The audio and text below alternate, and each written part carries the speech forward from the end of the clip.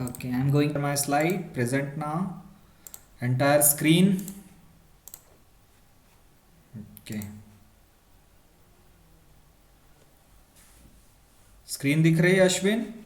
Yes, sir. All good. अच्छा, okay. ना power point share कर रहा हूँ। Okay, slide show. ओके,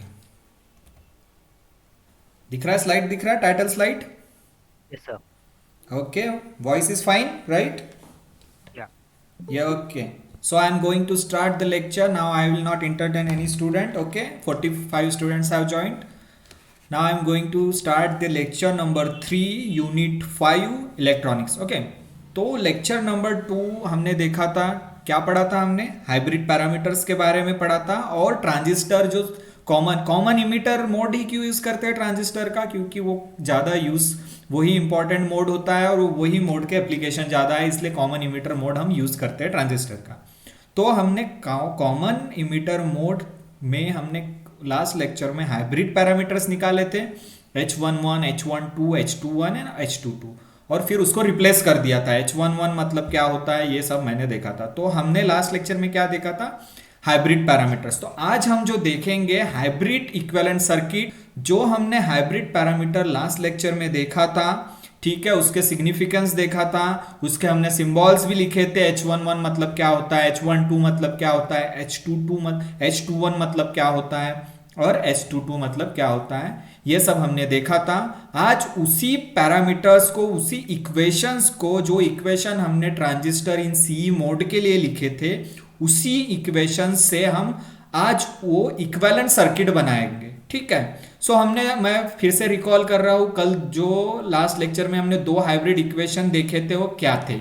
ये थे दो हाइब्रिड इक्वेशंस। ठीक है। एक इक्वेशन क्या था? VB is equal to HIE-IB plus HRE-VC। Second equation क्या था? IC is equal to HFE-IB plus HOE-VC। Okay, VB मतलब इनपुट बेस वोल्टेज, ठीक है, that is input voltage, base voltage. IB मतलब base current, that is input current. VC मतलब output collector voltage, that is VC। और IC मतलब collector current, that is output current. और जो hybrid parameters थे उसको मैंने रिप्लेस किया था, H11 की जगह HI लिखा था। HI का मीनिंग क्या होता है? Input impedance. I मतलब इनपुट, E मतलब कॉमन इमिटर मोड, और HI मतलब होता है इनपुट इंपिडेंस। ओके, इंपिडेंस मतलब total resistance offered by the circuit. और फिर H12 की जगह मैंने HRE लिखा था, हमने निकाले थे। HRE मतलब क्या होता है? R मतलब रिवर्स, E मतलब कॉमन इमिटर मोड, तो ये होता है reverse voltage gain, that means reverse voltage transfer ratio. H12 की जगह हमने HRE लिखा था। फिर हमने H21 की जगह क्या लिखा था? HFE निकाला था। F मतलब होता है फॉरवर्ड, E मतलब होता है कॉमन इमिटर मोड, तो ये क्या था? फॉरवर्ड करंट गेन था ये HFE। इसको बोलते हैं फॉरवर्ड करंट गेन या फिर फॉरवर्ड करंट ट्रांसफर रेशियो। और फिर लास्ट में जो H22 था, उस H22 की जगह मैंने HOE लिखा था, दैट HOE, O मतलब आउटपुट होता है, E मतलब कॉमन इमिटर मोड में, और HOE का मीनिंग क्या होता है? Output admittance. एडमिटेंस मतलब रेसिप्रोकल ऑफ इंपिडेंस, 1/Z मतलब Y मतलब एडमिटेंस। ठीक है, तो ये HOE मतलब आउटपुट एडमिटेंस। तो ये जो दो हाइब्रिड इक्वेशन हमने लास्ट लेक्चर में देखे थे, इन्हीं using this hybrid equation, now we will construct or we will draw the equivalent circuit. Okay, that equivalent circuit is equivalent to the transistor in CE mode. That equivalent circuit will draw for CE amplifier, common emitter amplifier के लिए draw करेंगे। देखेंगे draw कैसे करेंगे। तो सबसे पहले क्या करेंगे? HI, ये देखो पहला इक्वेशन देखो, मैं पैरामीटर्स देख बता रहा हूं, और उस पैरामीटर को सर्किट में कैसे रिप्रेजेंट करते हैं ये मैं दिखाऊंगा। ठीक है, तो ये HI मतलब क्या होता है? इंपिडेंस। इंपिडेंस मतलब क्या होता है? रेसिस्टेंस। तो इंपिडेंस को सर्किट में अगर दिखाना है तो तुम्हें रेसिस्टेंस के सिंबल से दिखाना पड़ेगा। ठीक है, तो HI को मैं एक रेसिस्टेंस के सिंबल में दिखा रहा हूं, ये देखो, ये है HI। तो अभी मैंने HI को दिखा दिया है, पहला हाइब्रिड इक्वेशन यूज करके सर्किट बना रहा हूं। HI को मैं रेसिस्टेंस में दिखा दिया, HI इनपुट रेसिस्टेंस या इनपुट इंपिडेंस, टोटल रेसिस्टेंस मतलब इंपिडेंस। तो HI को मैं ऐसे दिखाऊंगा सर्किट में। और आई बी मतलब इनपुट करंट। ठीक है, तो एच आई में से ये जो इनपुट साइड में मैंने आई बी दिखाया है वो इस रेसिस्टेंस से पास होगा, तो आई बी को मैं इनपुट करंट में इस तरीके से इस टर्मिनल में दिखा रहा हूं। ठीक है, ये होगी पहली टर्म। अब जो दूसरी टर्म है H R E into V C. ठीक है, एच आर ई क्या है? H R E is related to voltage, इसलिए इसको मैंने क्या बोला था? वोल्टेज गेन या फिर reverse voltage transfer ratio voltage, और ये भी वोल्टेज है, कलेक्टर वोल्टेज। तो ये जो वोल्टेज वाली टर्म है वो सर्किट में हम कैसे दिखा सकते हैं? As a voltage source, as a EMF source हम दिखा सकते हैं सर्किट में। और इस टर्म को हम रिप्रेजेंट करेंगे एज अ वोल्टेज सोर्स या फिर एज अ ईएमएफ सोर्स। तो कैसे दिखाते हैं ईएमएफ सोर्स को? एसी की बात कर रहा हूं, अल्टरनेटिंग करंट की बात कर रहा हूं। एसी, यहां पे मैं डीसी की बात नहीं कर रहा हूं, इसलिए एसी में वोल्टेज सोर्स को हम इस तरीके से दिखाएंगे, सीरीज में लगाया है, ये है एसी और ये जो साइन है दैट इज एसी का साइन है, ये वोल्टेज सोर्स लगाया है उस सीरीज में। इसका मीनिंग क्या है? H R E into V C, मतलब इसका ईएमएफ क्या है? ये वोल्टेज सोर्स का H R E into V C. तो ये टर्म मैंने सर्किट में दिखाई अभी। ठीक है, एच आई मैंने रेसिस्टेंस के टर्म में दिखाया, इसमें से करंट जो पास हो रहा है इनपुट करंट बेस करंट है। सीरीज में मैंने वोल्टेज सोर्स लगाया, ये जो टर्म रिप्रेजेंट करती है voltage source EMF term, because H R E is related to voltage gain, VC is collector voltage. तो ये वोल्टेज को मैंने यहां पे दिखाया, तो ये वोल्टेज सोर्स हो गया H R E into VC. ठीक है, अब ये पहले इक्वेशन के जो पैरामीटर्स है उसको मैंने सर्किट में दिखा दिया, ये सीरीज में लगा हुआ है। ठीक है, अब जो सेकेंड टर्म है, सेकेंड इक्वेशन है, उनके भी टर्म्स को मैं सर्किट में दिखाऊंगा। ठीक है, और इनपुट वोल्टेज क्या है हमारा? वीबी। ठीक है, ये वीबी इनपुट वोल्टेज ये दो पैरामीटर से मिलके बना है। तो इनपुट वोल्टेज कैसे दिखाएंगे? देखो, ठीक है, तो इनपुट वोल्टेज ये हो गया यहां पे। ठीक है, ये हो गया इनपुट वोल्टेज वीबी। तो ये इनपुट टर्मिनल है दो, ये दो इनपुट टर्मिनल के बीच में जो इनपुट वोल्टेज लगा रहे हैं दैट इज वीबी। तो ये हो गया इनपुट वोल्टेज। अभी ये एक पार्ट ऑफ द सर्किट हमारा बन गया। ठीक है, ये input part of the circuit, जिसमें आईबी क्या है? Input current. एच आई क्या है? रेसिस्टेंस मतलब इंपीडेंस, तो उसको रेसिस्टेंस के सिंबल से। ये जो टर्म है H R E into V C that is voltage term, that is EMF. तो वो H R into VC voltage के सोर्स में इस तरह से सर्कल बना के उसमें ये साइन दिया, एसी सोर्स है इसलिए। और इन दो टर्मिनल, इनपुट टर्मिनल के बीच में जो वोल्टेज अप्लाई कर रहे हैं इनपुट वोल्टेज वीबी। सो पहले इक्वेशंस के मैंने टर्म्स अभी रिप्रेजेंट कर दिए। अब जो सेकेंड इक्वेशन का टर्म है उसको किस तरीके से सर्किट में रिप्रेजेंट करेंगे? ई क्या है? ये मिड पॉइंट है, समझ लो। यहाँ पे सर्किट का एक हाफ ऑफ द सर्किट हो गया हमारा, अभी हाफ मतलब इस साइड का सर्किट ड्रॉ करना बाकी है। तो इस साइड का सर्किट किससे बनेगा? ये जो पैरामीटर्स दिए हैं सेकेंड इक्वेशंस के। तो सेकेंड इक्वेशन में पहला पैरामीटर क्या है? H F E into I B. H F E मतलब current related term, current gain, forward current gain मतलब forward current transfer ratio, H F E. और आई बी मतलब क्या है? आई बी मतलब इनपुट करंट। ठीक है, तो ये जो करंट वाली टर्म है H F E into I B that is called current source. ठीक है, ये करंट वाली टर्म को एज अ करंट सोर्स हम सर्किट में दिखा सकते हैं। तो एज अ करंट सोर्स कैसे लगाएंगे? ये वोल्टेज सोर्स है, इसके पैरेलल में हम करंट सोर्स लगाएंगे जिसमें करंट कितना होगा? H F E into I B. I B मतलब input current, H F E मतलब करंट गेन। सो अभी इसके पैरेलल में मैंने लगा दिया करंट सोर्स जिसका वैल्यू क्या है? H F E into I B, that is current source. ठीक है, तो ये करंट सोर्स मैं कैसे दिखाऊंगा? एक सर्कल और एक एरो दिखाऊंगा। तो ये एरो और सर्कल ये करंट सोर्स का सिंबल है, और उस करंट सोर्स का ये पहला पैरामीटर मतलब होता है करंट पैरामीटर। उसमें एच एफ ई मतलब फॉरवर्ड करंट गेन, आई बी मतलब इनपुट करंट। तो दोनों के प्रोडक्ट से जो बनता है करंट सोर्स, उस करंट सोर्स को मैंने इस सिंबल से इसके पैरेलल में लगा दिया। तो H F E into I B हो गया करंट सोर्स। ठीक है, अब ये टर्म मैंने दिखा दिया। अब ये टर्म रिप्रेजेंट करना है मुझे सर्किट में। तो एच ओ ई मतलब क्या होता है? एडमिटेंस। तो एचओई मतलब एडमिटेंस। अगर मुझे एडमिटेंस को सर्किट में दिखाना है तो उसको मुझे इंपीडेंस के फॉर्म में दिखाना पड़ेगा। तो इंपीडेंस क्या होता है? 1 बाय एडमिटेंस मतलब इंपीडेंस। इसका मतलब एन 1/HOE मतलब इम्पिडेंस, ठीक है। तो HOE को मुझे सर्किट में दिखाना है तो मैं इसके पैरेलल में एक रेसिस्टेंस लगा दूंगा जिसको मैं इम्पिडेंस बोलूंगा, और उसका वैल्यू क्या होगा 1/HOE, क्योंकि HOE होता है एडमिटेंस और 1/HOE क्या होगा इम्पिडेंस। तो इसके पैरेलल में जो लगाया मैंने आउटपुट, ये आउटपुट साइड है, ठीक है, इधर वाली इनपुट साइड है।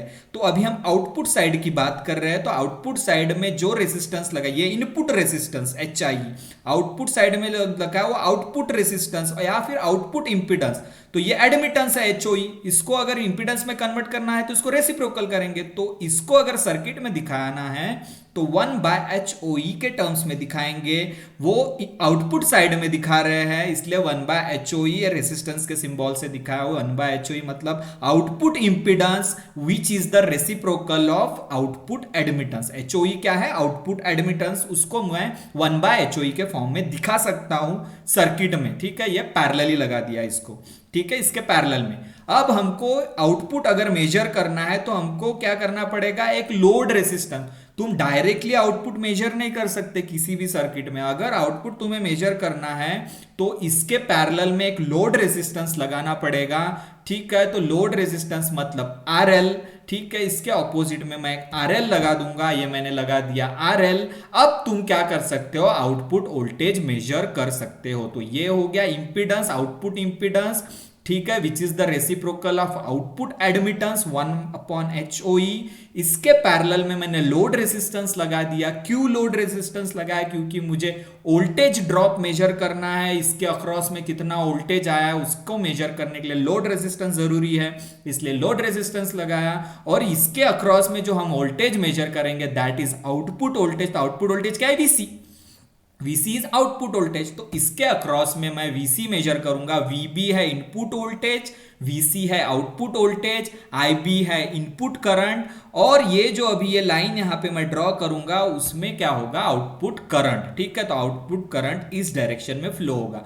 सो इस तरीके से दो हाइब्रिड इक्वेशन यूज करके CE कॉन्फ़िगरेशन में ट्रांजिस्टर के इसी के इक्विवेलेंट हम एक इक्विवेलेंट सर्किट बनाते हैं, कंस्ट्रक्ट करते हैं, और जो जो पैरामीटर दिए हैं उस पैरामीटर को उस सर्किट में हम दिखाते हैं। तो इसको बोलते हैं equivalent circuit, hybrid equivalent circuit of CE amplifier, और इसको बोलते हैं सिंगल स्टेज। सिंगल स्टेज क्यों बोलते हैं, क्योंकि एक इनपुट और उसका ही आउटपुट है, ठीक है। अगर इस आउटपुट को फर्दर किसी सर्किट के इनपुट के साथ कनेक्ट किए फिर उससे और आउटपुट ले रहा है तो उसको डबल स्टेज बोलेंगे, ठीक है, फिर ट्रिपल स्टेज बोलेंगे। ये सिंगल स्टेज क्यों है कि वन इनपुट और वन आउटपुट है, इसलिए सिंगल स्टेज। तो इस तरीके से हाइब्रिड इक्वेशन का यूज करके हमने ये सर्किट बनाया है। इस सर्किट को बोलते हैं hybrid equivalent circuit of CE amplifier. फिर मैं समझा रहा हूं ये कैसे आया। HI है इनपुट इंपिडेंस, तो इनपुट साइड में लगा दिया HI, रेसिस्टेंस का सिंबल देते हैं इंपिडेंस को, ठीक है। IB क्या इनपुट करंट, तो इनपुट साइड में लगा दिया। ये HRE मतलब वोल्टेज रिलेटेड टर्म है ये, इसलिए एज अ वोल्टेज सोर्स मैंने रिप्रेजेंट कर रहा हूं HRE इंटू VC। RE मतलब रिवर्स वोल्टेज गेन, VC मतलब वोल्टेज, ठीक है। तो इसको मैं वोल्टेज सोर्स के पैरेलल में मैंने करंट सोर्स लगाया, क्योंकि करंट वाली टर्म है ये HFE इंटू IB। HFE मतलब current gain, forward current gain या फिर forward current transfer ratio into current. तो इसको मैंने इसके पैरेलल में लगा दिया। अब ये इसको अगर एडमिटेंस को सर्किट में दिखाना है तो मुझे इंपिडेंस के फॉर्म में दिखाना पड़ेगा।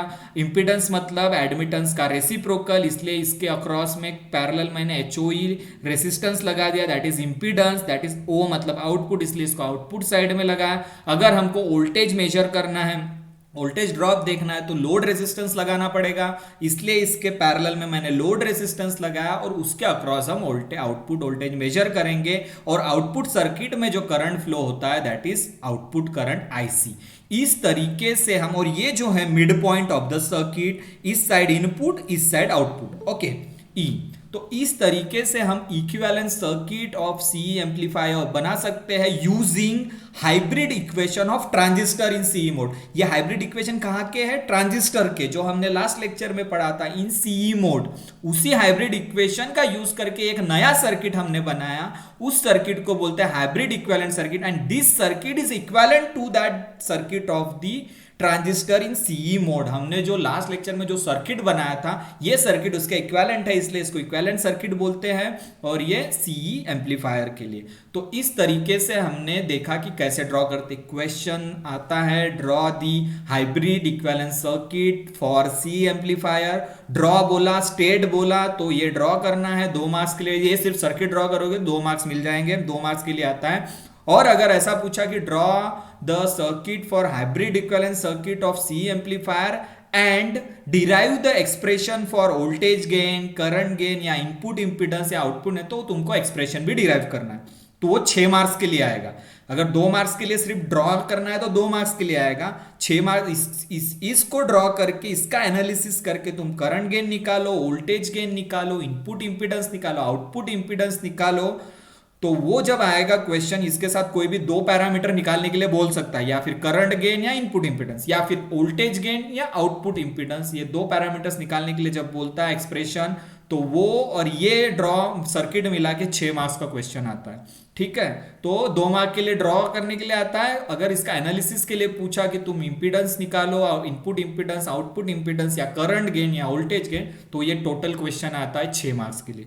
ठीक है, तो अभी मैंने ड्रॉ करना बताया। अब हम देखेंगे यही सर्किट के लिए करंट गेन कैसे निकालते हैं, वोल्टेज गेन कैसे निकालते हैं, इनपुट इंपीडेंस कैसे निकालते हैं, और आउटपुट इंपीडेंस कैसे निकालते हैं। तो इस लेक्चर में हम, आज के लेक्चर में करंट गेन और इनपुट इंपीडेंस कैसे निकालते हैं वो देखेंगे।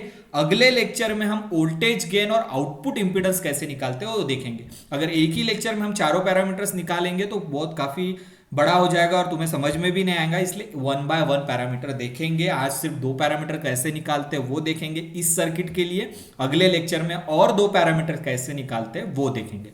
ठीक है, so we will see how to calculate और how to derive the expression for current gain for this circuit, for input impedance for this circuit in today's lecture. Okay, so देखो अभी मैं नेक्स्ट स्लाइड दिखा रहा हूं। ठीक है, तो ये हमने सर्किट देखा। ठीक है, तो ये सर्किट देखा। अब ये सर्किट हमने देखा अभी कैसे बनाना है। ये सर्किट हमें पता चल गया कि सर्किट में कौन सा पैरामीटर क्या क्या रिप्रेजेंट करता है और क्या क्या। ठीक है, पैरामीटर्स को हमने डिफाइन भी कर दिए कि ये पैरामीटर्स मतलब ये होता है। ये फिर से मैं बता रहा हूँ, IB मतलब इनपुट करंट, VB मतलब इनपुट वोल्टेज, VC मतलब आउटपुट वोल्टेज, IC मतलब आउटपुट करंट, RL मतलब लोड रेसिस्टेंस, 1/HOE मतलब आउटपुट इंपीडेंस क्योंकि एडमिटेंस का रेसिप्रोकल है, HFE IB मतलब ये जो करंट सोर्स का जो करंट है वो HFE IB, वोल्टेज सोर्स का जो EMF है HRE VC, और HIE मतलब इनपुट इंपीडेंस। तो ये सब पैरामीटर्स मैंने डिफाइन करके हर पैरामीटर को क्या बोलते हैं ये बताया। अब हम देखेंगे इस सर्किट के लिए करंट गेन कैसे निकालते हैं। और करंट गेन का तुमको मीनिंग पता है। ठीक है, मैंने फर्स्ट लेक्चर या सेकंड लेक्चर दोनों लेक्चर में करंट गेन मतलब क्या होता है ये बताया था। करंट गेन मतलब क्या होता है कि कितना करंट गेन हुआ है, कितना मिला है। जैसे अगर मान लो कि इनपुट करंट 2 एम्पियर है, ओके, और आउटपुट करंट 3 एम्पियर है, तो करंट गेन कैसे हुआ? Output current upon input current 3/2 मतलब करंट गेन इज 1.5। 3/2 मतलब 1.5। इसी तरह से करंट गेन मतलब it is nothing but the ratio of output current to input current, that is forward current gain. उसको उल्टा कर दिया तो रिवर्स करंट गेन। हम यहाँ करंट गेन मतलब फॉरवर्ड करंट गेन की बात कर रहे हैं। So current gain means output current upon input current. अभी इस सर्किट में आउटपुट करंट क्या है? IC, collector current is output current, input current क्या? IB। ठीक है, तो इस सर्किट के लिए करंट गेन का फॉर्मूला क्या होगा? IC upon IB। सो देखो, करंट गेन मतलब ratio of output collector current to input base current. तो ये बेस करंट क्या? इनपुट। आउटपुट कलेक्टर करंट मतलब IC। ठीक है, तो करंट गेन को हम सिंबल कौन सा सिंबल से डिनोट कर सकते? AIE। AIE used for the current gain. AIE is the symbol for the current gain and AIE is nothing but IC upon IB. ठीक है, तो ये output current upon input current it is nothing but current gain. Output current मतलब collector current that is IC, input current मतलब base current that is IB। तो IC upon IB। अब देखेंगे IC upon IB कैसे निकालते हैं इस circuit के लिए। ठीक है। तो इस सर्किट के लिए IC अपॉन IB कैसे निकालते हैं ये देखेंगे। अब तुम इस सर्किट में ध्यान से देखो, ये जो रेसिस्टेंस है लोड रेसिस्टेंस, मेरा एरो देखो माउस का, यहाँ लोड रेसिस्टेंस और ये आउटपुट इंपिडेंस 1/HO, ये दोनों पैरेलल है। ठीक है, अगर हमको ये आउटपुट वाले पार्ट में टोटल रेसिस्टेंस निकालना है तो ये दोनों पैरेलल कॉम्बिनेशन का हमको इक्विवेलेंट निकालना पड़ेगा। ठीक है, ये है 1/HO ये रेसिस्टेंस और ये है RL, ये दोनों का हमको क्या निकालना पड़ेगा, इक्विवेलेंट कॉम्बिनेशन। ये दोनों पैरेलल लगे हुए हैं। अगर अगर पता करना है कि ये आउटपुट सर्किट में टोटल रेसिस्टेंस कितना है तो ये दोनों रेसिस्टेंस को जोड़ना पड़ेगा, एडिशन करना पड़ेगा। और तुमको पता है कि पैरेलल कॉम्बिनेशन में ऐड कैसे करते हैं। ठीक है, तो ये देखो, ये मैं अभी डायग्राम दिखा रहा हूं, ये डायग्राम देखो, ये वाला, अभी ये व्हाइट पोर्शन की तरफ ध्यान दो। अगर दो रेसिस्टेंस पैरेलल है R1 प्लस R2 तो इसका इक्विवेलेंट कॉम्बिनेशन कैसे निकालते, तुमने ओम्स लॉ में 10वीं में भी पढ़ा होगा। दो रेसिस्टेंस अगर पैरेलल है तो उसका पैरेलल कॉम्बिनेशन कैसे निकालते हैं, 1/RP is equal to 1/R1 plus 1/R2। अगर सीरीज में है तो सीधा R1 प्लस R2। अगर पैरेलल कॉम्बिनेशन में तो कैसे निकालते हैं, इन दोनों का इक्विवेलेंट कॉम्बिनेशन क्या होगा, 1/RP is equal to 1/R1 plus 1/R2। तो अगर ये दो रेजिस्टेंस सपोज करो R1 एंड R2 पैरेलल है तो इसका कॉम्बिनेशन कैसे निकालेंगे, 1/RP is equal to 1/R1 plus 1/R2। तो इस तरीके से अगर दो रेजिस्टेंस पैरेलल है तो उसका इक्विवेलेंट कॉम्बिनेशन ऐसे निकालते हैं। ठीक है, रेसिप्रोकल को ऐड कर देते हैं। ठीक है, तो ये समझ गया। तो उसी तरीके से इस सर्किट में देखो, दो रेसिस्टेंस पैरेलल है। ठीक है, तो इसका इक्विवेलेंट कॉम्बिनेशन, इफ सपोज मैंने इसका इक्विवेलेंट कॉम्बिनेशन को Z मान लिया, जैसे वहां मैंने सिंबल में RP बोला था 1/RP, तो इन दोनों के इक्विवेलेंट कॉम्बिनेशन को मैंने Z बोल दिया। तो इक्विवेलेंट कॉम्बिनेशन कैसे लिखेंगे देखो। ठीक है, देखो, suppose Z is the equivalent impedance और equivalent combination of these parallel combination of RL plus HOE। ठीक है, मैंने मान लिया कि Z क्या है, इक्विवेलेंट इंपिडेंस है। दोनों के कॉम्बिनेशन को जोड़ने के बाद, ये दोनों को ऐड करने के बाद हमको जो इक्विवेलेंट रेसिस्टेंस या इक्विवेलेंट इंपिडेंस, यहाँ इंपिडेंस इसलिए बोल रहे हैं क्योंकि टोटल रेसिस्टेंस की बात कर रहे हैं, तो ये दोनों रेसिस्टेंस को ऐड करने के बाद पैरेलल कॉम्बिनेशन में जो इक्विवेलेंट मिलता है उसको हम सपोज Z मान लेते हैं। तो इक्वेशन कैसे लिखेंगे, 1/Z is equal to 1/1/HOE plus 1/RL। तो इन दोनों का पैरेलल कॉम्बिनेशन को ऐड कर देंगे। तो ऐड करने से देखो आएगा क्या, suppose Z is the equivalent combination और equivalent impedance of parallel combination, ये दोनों पैरेलल है, RL और 1/1/HOE, ये दोनों पैरेलल कॉम्बिनेशन को मैंने ऐड किया। तो कैसे आएगा देखो, पैरेलल कॉम्बिनेशन कैसे लिखेंगे, देयरफॉर 1/Z, Z मतलब equivalent combination 1/Z equal to 1/1/HOE। ये देखो, इसको रेसिप्रोकल कर दिया, 1/HOE को 1/1/HOE लिखा, प्लस RL को क्या लिखूंगा, 1/RL। तो ये दोनों के पैरेलल कॉम्बिनेशन को ऐड कर दिया, 1/1/HOE प्लस 1/RL। ठीक है, तो ये है इक्विवेलेंट कॉम्बिनेशन 1/Z। Z को मैंने इक्विवेलेंट कॉम्बिनेशन बोला, जैसे मैंने वो जब दिखाया था RP को, उसमें RP बोला था 1/RP is equal to 1/R1 plus 1/R2। फिर से दिखा रहा हूं उसको, ठीक है, अगर नहीं समझा होगा तो। ये देखो, ये जो बॉक्स है व्हाइट वाला बॉक्स, दो रेसिस्टेंस पैरेलल कॉम्बिनेशन में, उसके कॉम्बिनेशन को मैंने RP बोला था। तो 1/RP क्या लिखा था मैंने, 1/RP लिखा था 1/R1 plus 1/R2, R1 plus R2, 1/R1 plus 1। उसी तरीके से मैंने इस कॉम्बिनेशन, इस दोनों के पैरेलल कॉम्बिनेशन के एडिशन को क्या बोला, इक्विवेलेंट को क्या बोला, Z। तो लिखूंगा कैसे मैं, therefore 1/Z is equal to 1/1/HOE plus 1/RL। ठीक है, इस तरीके से मैंने लिखा। अब इसको मैं सॉल्व करूंगा, तो सॉल्व करने के लिए क्या होगा, 1/1/HOE मतलब रेसिप्रोकल ऑफ रेसिप्रोकल, HOE ऊपर आ जाएगा। तो क्या होगा देखो, 1/Z होगा HOE, 1/HOE, 1/1/HOE मतलब HOE। ठीक है, प्लस 1/RL। तो ठीक है, 1/Z is equal to HOE plus 1/RL। तो ये इक्वेशन से ये मिल गया हमको, ये जो इक्वेशन है उससे ये मिल गया। 1/Z मतलब ये लेफ्ट में 1/Z है, 1/1/HOE मतलब HOE। ठीक है, HOE ऊपर चला जाएगा, plus 1/RL।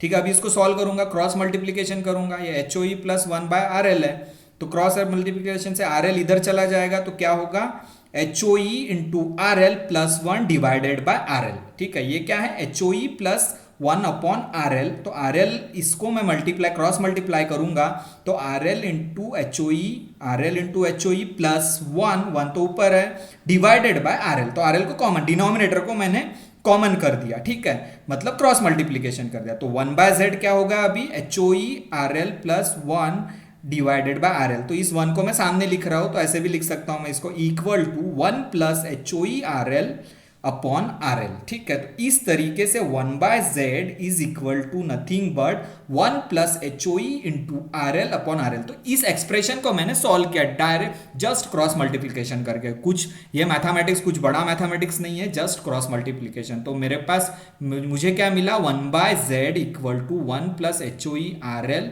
Upon R L. अब ये वन बाय जेड है, one plus H O E R L upon R L. अब ये वन बाय जेड से जेड निकालना है तो रेसिप्रोकल कर दूंगा, ठीक है। तो z क्या आएगा, z जब मैं इसको वन बाय जेड को z लिखूंगा तो इसको उल्टा कर दूंगा तो आर एल ऊपर चला जाएगा और one plus H O E R L नीचे आ जाएगा। तो देखो, ठीक है, फिर से बता रहा हूं, तो z क्या आएगा, z is nothing but R L upon one plus H O E upon R L, ठीक है। कैसे आया z, ये फिर से मैं बताऊंगा, देखो ये देखो, वन बाय जेड कितना था, one plus H O E R L upon R L. अभी z निकालना है इसको तो रेसिप्रोकल कर दूंगा, तो z निकालूंगा तो ये डिनोमिनेटर ऊपर जाएगा, उसी तरीके से डिनोमिनेटर ऊपर न्यूमरेटर नीचे। तो यहां से इस इक्वेशन से z कैसे निकलेगा, तो इस इक्वेशन से z निकलेगा z is nothing but R L upon one plus H O E R L. तो ये दोनों रेसिस्टेंस का कॉम्बिनेशन, पैरेलल कॉम्बिनेशन में टोटल इंपिडेंस जो निकला है, दोनों रेसिस्टेंस का पैरेलल कॉम्बिनेशन मिला के आउटपुट सर्किट में R L upon one plus H O E into R L ये निकला। तो अभी देखो यहां पे ये जो दो रेसिस्टेंस के पैरेलल कॉम्बिनेशन में जितना वोल्टेज ड्रॉप होगा उतना सेम वोल्टेज ड्रॉप होगा आर एल के अक्रॉस में, ठीक है। तो अभी देखो मैं जो चीज बता रहा हूं उस पर ध्यान दो, पोटेंशियल ड्रॉप अक्रॉस जेड, मतलब जेड मतलब ये पैरेलल कॉम्बिनेशन, ठीक है। इस पैरेलल कॉम्बिनेशन से जो जेड निकला है, तो मैं क्या बोल रहा हूं यहाँ पे, पोटेंशियल ड्रॉप अक्रॉस जेड, यानी ये जेड के अक्रॉस में जितना पोटेंशियल ड्रॉप होगा is equal to the potential drop across RL. मतलब आरएल के अक्रॉस कितना पोटेंशियल ड्रॉप हो रहा है, वीसी, ठीक है। तो ये वोल्टेज ड्रॉप हो रहा है, तो आरएल के अक्रॉस में जितना पोटेंशियल ड्रॉप होगा उतना ही जो पैरेलल कॉम्बिनेशन मैंने जेड निकाला है, जेड के अक्रॉस में पोटेंशियल ड्रॉप उतना ही होगा। It means that potential drop across Z, Z मतलब टोटल रेसिस्टेंस जो हमने पैरेलल कॉम्बिनेशन से निकाले, तो potential drop across Z is equal to potential drop across RL. So अभी हम निकालेंगे कि पोटेंशियल ड्रॉप निकालेंगे कैसे, कि जेड के अक्रॉस में कितना है, आरएल के अक्रॉस में कितना है, ठीक है। तो एक सिंपल चीज है, पोटेंशियल ड्रॉप अगर निकालना है, तुमको ओम्स लॉ पता है, पोटेंशियल या वोल्टेज अगर निकालना है तो आई इंटू आर होता है, करंट इंटू रेसिस्टेंस। तो अगर पोटेंशियल ड्रॉप तुमको जेड के अक्रॉस में निकालना है तो उसका जेड के अक्रॉस में रेसिस्टेंस देखना पड़ेगा कितना है। तो जेड के अक्रॉस में रेसिस्टेंस क्या है, total R L upon one plus H O E R L, ये टोटल है, ठीक है। और जेड के अक्रॉस में करंट कितना है, ये देखो, ये दोनों के पैरेलल कॉम्बिनेशन में इधर जो करंट है वो कितना है, H F E into I B. तो जेड के अक्रॉस में पैरेलल में करंट क्या है, H F E into I B, ठीक है। अगर मान लो यहां से करंट आ रहा है तो इसके जो अक्रॉस में करंट होगा H F E into I B, और आर एल के अक्रॉस में करंट क्या है, आई सी, ठीक है, आई सी आ रहा है ना यहाँ से। सो आई सी, आर एल के अक्रॉस में करंट है आई सी, और दोनों के पैरेलल कॉम्बिनेशन में जो जेड बनेगा उसके अक्रॉस में करंट है एच एफ ई आई बी। सो पोटेंशियल ड्रॉप मतलब क्या होता है, देखो, पोटेंशियल ड्रॉप मतलब करंट इंटू रेसिस्टेंस। तो Z के अक्रॉस में जितना पोटेंशियल ड्रॉप हो रहा है उतना ही पोटेंशियल RS के अक्रॉस में, RL के अक्रॉस में ड्रॉप हो रहा है, मतलब इक्वल है। तो Z के अक्रॉस में कितना पोटेंशियल ड्रॉप हो रहा है, ये resistance into this current.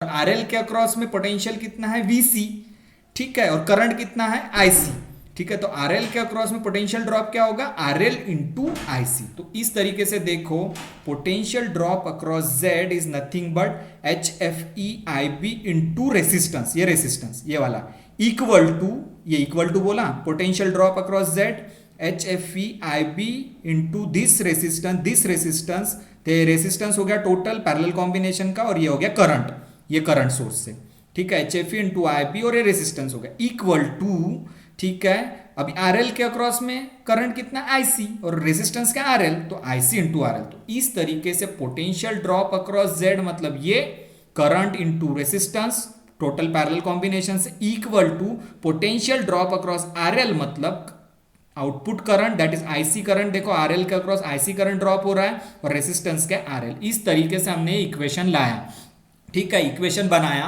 Potential drop across Z is equal to the potential drop across RL, ठीक है, पोटेंशियल ड्रॉप अक्रॉस आरएल। तो अब इस इक्वेशन को हम सॉल्व करेंगे। ये देखो आरएल यहां पे भी है लेफ्ट साइड में, आरएल राइट साइड में है, तो आरएल आरएल कैंसल हो जाएगा, ठीक है। तो ये आरएल आरएल कैंसल हो गया, ओके, बिकॉज लेफ्ट साइड में भी आरएल है, राइट साइड में भी आरएल है, आरएल आरएल कैंसल, ओके। अब ये आईबी को हम क्या करेंगे, इस साइड लेके जाएंगे, राइट हैंड साइड को। इस आईबी को मैं राइट हैंड साइड में शिफ्ट कर रहा हूं, ठीक है। तो राइट हैंड साइड में शिफ्ट करने के बाद इक्वेशन क्या होगा, इस आईबी को मैंने राइट हैंड साइड में शिफ्ट कर दिया, तो आईसी अपॉन आईबी हो गया इधर, और इधर क्या बचा, H F E upon 1 plus H O E R L, ठीक है। आर एल कैंसिल हो गया, आईबी को मैंने राइट हैंड साइड में शिफ्ट कर दिया, सो ओके। और आईसी अपॉन आईबी मतलब क्या होता है, आईसी अपॉन आईबी मतलब आईसी मतलब आउटपुट करंट, आईबी मतलब input current, output current upon input current, there is it is nothing but current gain, okay. So इसी को मैं अभी इसी इक्वेशन को सीधा लिख रहा हूं। ये देखो लेफ्ट और राइट साइड, लेफ्ट और राइट साइड मैंने एक्सचेंज कर दिया, तो I C upon I B is nothing but H F E upon 1 plus H O E R L, इस तरीके से लिखा। और आई सी अपॉन आई बी मतलब क्या होता है, करंट गेन। आई सी क्या है, आउटपुट करंट, आई बी क्या है, इनपुट करंट, ठीक है। तो I C upon I B को मैं लिख सकता हूं करंट गेन। तो कैसे लिखूंगा, देखो करंट गेन ए आई मतलब आईसी अपॉन आईबी की जगह मैंने एआई लिखा, क्योंकि आईसी मतलब आउटपुट करंट, आईबी मतलब input current, output upon input current मतलब करंट गेन, तो लिख दिया एआई मतलब करंट गेन। और इसका इक्वेशन क्या बना, H F E upon 1 plus H O E R L, ठीक है। अब ये इक्वेशन मुझे करंट गेन का मिल गया। इस इक्वेशन से मैंने स्टार्ट कहां से किया था, potential drop across Z is equivalent to potential drop across RL, दोनों के पोटेंशियल को इक्वल कर दिया। और जो इक्वेशन मुझे मिला करंट गेन के टर्म्स में, तो current gain is nothing but A I, ठीक है, is equal to H F E upon 1 plus H O E R L, okay. अब क्या होता है, जो एच ओ ई होता है, एच ओ ई मतलब क्या है, आउटपुट इम्पिडेंस, आउटपुट एडमिटेंस। तो एच ओ ई वैल्यू काफी स्मॉल होती है, वेरी वेरी स्मॉल। तो एच ओ ई वैल्यू अगर वेरी वेरी स्मॉल होगी तो ये टर्म क्या होगी, zero. If suppose H O E very very small, near to zero, तो zero into this R L zero. So since HOE is very small, so this term will be zero, HOE into RL is zero। तो बचता क्या है फिर, ये वाला term बचता है, ये जीरो हो गया, तो जीरो प्लस 1 1, तो बचेगा क्या, current gain is nothing but the equivalent to H F E means forward current transfer ratio. इसका मतलब current gain in equivalent circuit for C amplifier is nothing but equal to HFE.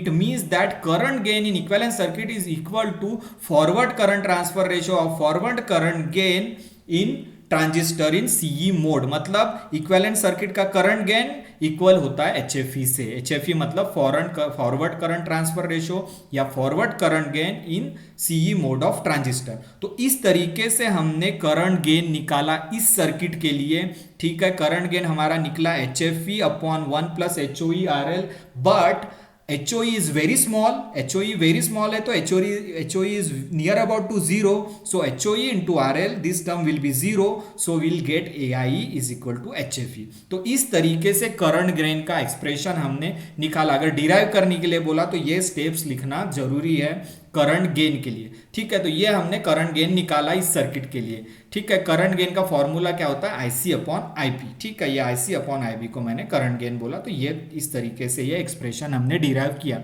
अब देखेंगे कि input impedance कैसे निकालते हैं, ठीक है। सेम सर्किट के लिए इनपुट इंपिडेंस कैसे निकालते हैं वो देखेंगे हम। सर्किट सेम ही है, ठीक है, सर्किट सेम है, अभी इनपुट इंपिडेंस निकालेंगे। इंपिडेंस का मीनिंग मैंने तुमको बताया था V अपॉन I, ठीक है। V अपॉन I मतलब रेजिस्टेंस होता है, लेकिन अगर बड़े सर्किट की बात कर रहे हैं, टोटल रेजिस्टेंस की बात किए, तो क्या होता है, इंपिडेंस मतलब होता है V अपॉन I, ठीक है। तो आउट इम्पीडेंस, अगर इनपुट इम्पीडेंस की बात करें तो input voltage upon input current, अगर आउटपुट इम्पीडेंस की बात करेंगे तो output voltage upon output current. ठीक है, तो यहां हम इनपुट इम्पीडेंस निकालेंगे तो फॉर्मूला क्या है इनपुट इम्पीडेंस का? Formula is nothing but ratio of input base voltage, मतलब input voltage to input current. ठीक है, तो इनपुट वोल्टेज और इनपुट करंट के रेशियो को क्या बोलेंगे? Input impedance. अगर आउटपुट इंपीडेंस बोलना है तो आउटपुट वोल्टेज और आउटपुट करंट के रेशियो को बोलेंगे आउटपुट इंपीडेंस। तो यहां हम इनपुट इंपीडेंस निकालें, आउटपुट इंपीडेंस हम नेक्स्ट लेक्चर में निकालेंगे। ठीक है, तो इनपुट इंपीडेंस मतलब ZI और it is nothing but VB upon IB। VB मतलब इनपुट वोल्टेज, IB मतलब input current. This is VB, this is IB।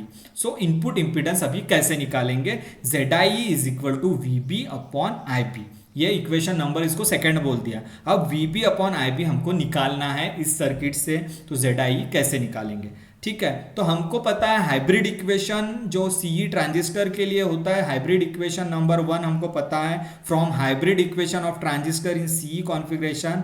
ये होता है इक्वेशन नंबर 1 हाइब्रिड इक्वेशन। ये इक्वेशन हमने डिराइव किए थे, तो ये हमने VB के टर्म में इक्वेशन दिखा था। देखो input impedance is nothing but VB upon IB, और VB का इक्वेशन हमको पता है। VB का equation from hybrid equation number 1 transistor के लिए जब हमने पढ़े तो VB क्या था? HIE into IB plus HRE into VC। ये था हमारा हाइब्रिड इक्वेशन नंबर 1। ठीक है, जो हमने पढ़े थे। सो हमको क्या निकालना है? Input impedance, that is ratio of VB upon IB। But VB हमको पता है, VB is nothing but HIE into IB plus HRE into VC from hybrid equation number 1 जो हमने पढ़े थे ट्रांजिस्टर के लिए CE कॉन्फ़िगरेशन में। ठीक है, अब यहाँ पे तुमको क्या करना है? यहाँ पे VC जो है, VC की वैल्यू तुम्हें पता है। कैसे पता है VC की वैल्यू? ये देखो VC। ठीक है, VC मतलब वोल्टेज ड्रॉप अक्रॉस RL। ठीक है, अगर हमको VC की वैल्यू निकालना है, वोल्टेज ड्रॉप अक्रॉस RL, तो क्या होता है कि ये VC जो होता है RL के अक्रॉस ड्रॉप हो रहा है, तो VC मतलब वोल्टेज ड्रॉप या पोटेंशियल ड्रॉप तो होता है I इंटू R। तो करंट क्या है? IC, और रेजिस्टेंस क्या है? RL। तो VC मतलब हो गया ये करंट नेगेटिव डायरेक्शन में। इसमें हम कन्वेंशन भी देखेंगे, इनपुट इंपीडेंस निकालना है तो IC ये नेगेटिव डायरेक्शन में ऐसा जा रहा है, एंटी क्लॉकवाइज जा रहा है इस साइड में, यानी रेजिस्टेंस के थ्रू ऐसे जा रहा है, तो IC को हम नेगेटिव लिखेंगे।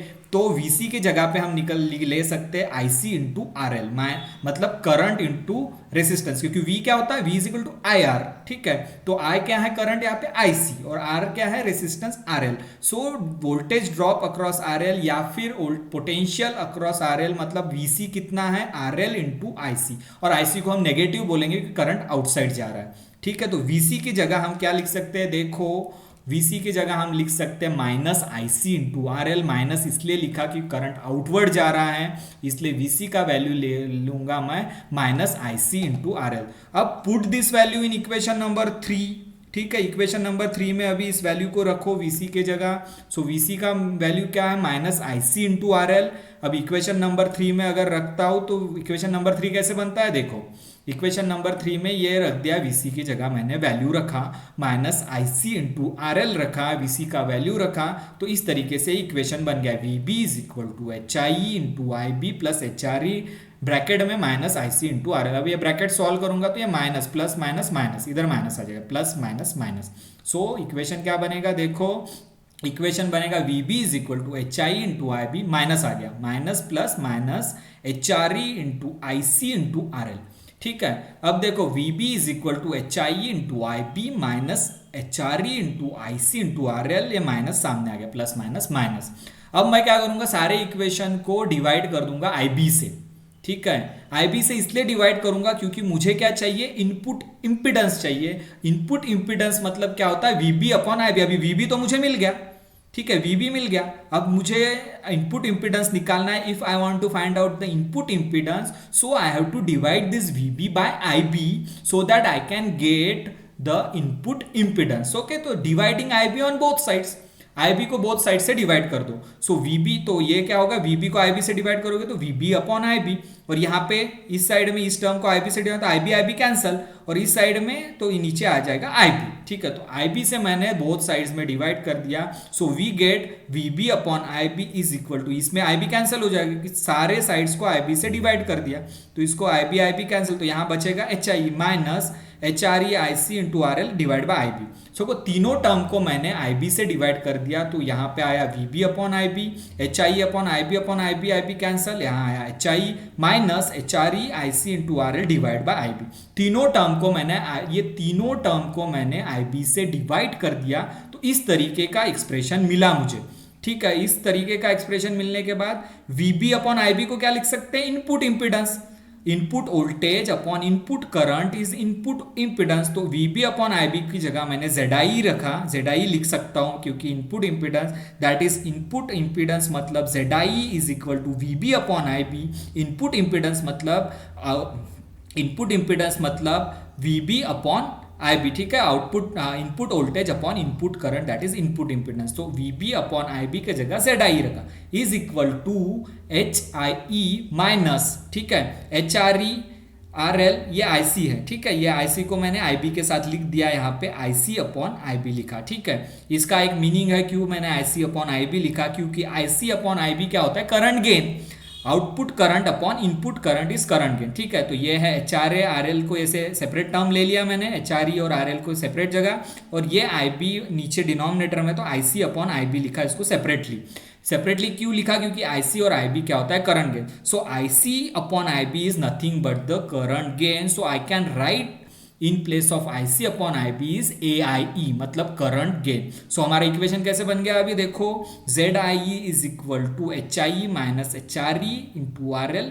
IC अपॉन IB की जगह मैं करंट गेन लिख सकता हूँ, because current gain is nothing but IC upon IB, इसलिए IC अपॉन IB की जगह AIE लिखा मैंने। सो ये एक्सप्रेशन है हमारा इनपुट इंपिडेंस के लिए for hybrid equivalent circuit for CE amplifier, ये इक्वेशन है। अब क्या होता है, ये इक्वेशन जब मैं देखता हूं तो HRE value is very very small, तो HRE value is very very small means this term will be zero.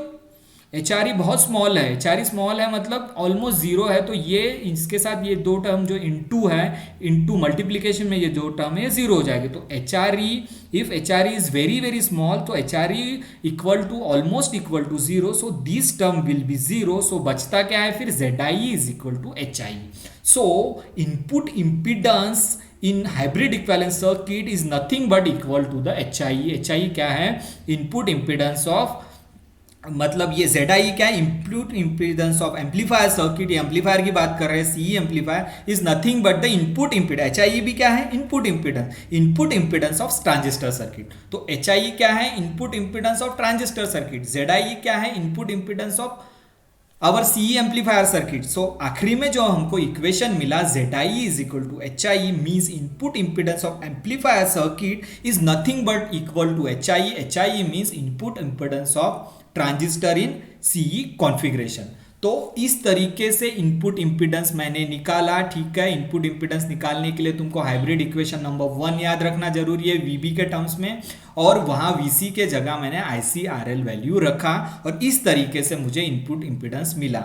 और शुरुआत मैंने कहाँ से की थी, इनपुट इंपिडेंस के फॉर्मूले से, और VB की वैल्यू वहां पे रखा, और VB से फिर मैंने ZIE निकाला। तो इस तरीके से इनपुट इंपिडेंस निकालते हैं for the hybrid equivalent circuit for CE amplifier. तो आज हमने दो पैरामीटर निकाले, एक इनपुट इंपिडेंस और एक पैरामीटर करंट गेन, और करंट गेन जो आउटपुट निकाला वो होता है equivalent to HFE, forward current transfer ratio, that is forward current gain. और इसको भी निकालते वक्त हमने एक बात याद रखनी है, वो बात है पोटेंशियल ड्रॉप अक्रॉस Z, मतलब इसका पैरेलल, सबसे पहले तो इसका पैरेलल कॉम्बिनेशन निकालेंगे, इसके पैरेलल कॉम्बिनेशन निकलेगा ये, तो potential drop across this parallel combination is equal to potential drop across RL। इन दोनों को इक्वल करेंगे, इक्वल करने के बाद हमको करंट गेन मिल जाएगा।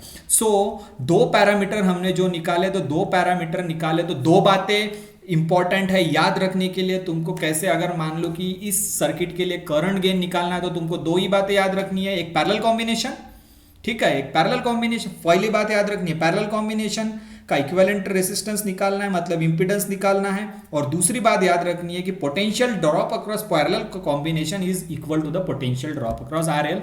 तो ये करंट गेन का एक्सप्रेशन तुम डिराइव कर सकते हो। और अगर आउटपुट इंपीडेंस निकालना है तुम्हें, तो आउटपुट इंपीडेंस निकालने के लिए सिर्फ हाइब्रिड इक्वेशन नंबर 1 याद रखना जरूरी है, और आउटपुट और इनपुट इंपीडेंस का तुम्हें फॉर्मूला याद रखना जरूरी है, वीबी अपॉन आईबी। और वीबी के लिए वो इक्वेशन हमने जो फर्स्ट इक्वेशन यूज किया था, उसी इक्वेशन का यूज करके आगे प्रोसीड करना है। और वीसी की जगह तुमको आईसी इंटू आर एल लिखना है, बिकॉज पोटेंशियल ड्रॉप हो रहा है current into resistance negative direction में, इसलिए minus IC into R L लिखना है। तो इस तरीके से दो पैरामीटर तुम डिराइव कर सकते हो इस हाइब्रिड इक्विवेलेंट सर्किट से। ठीक है, तो ये हाइब्रिड इक्विवेलेंट सर्किट मैंने बताया, with the help of two equation हमने इसको कंस्ट्रक्ट किया।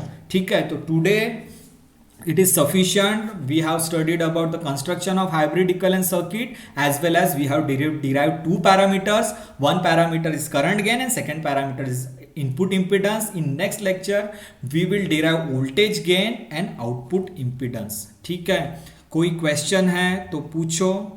ठीक है।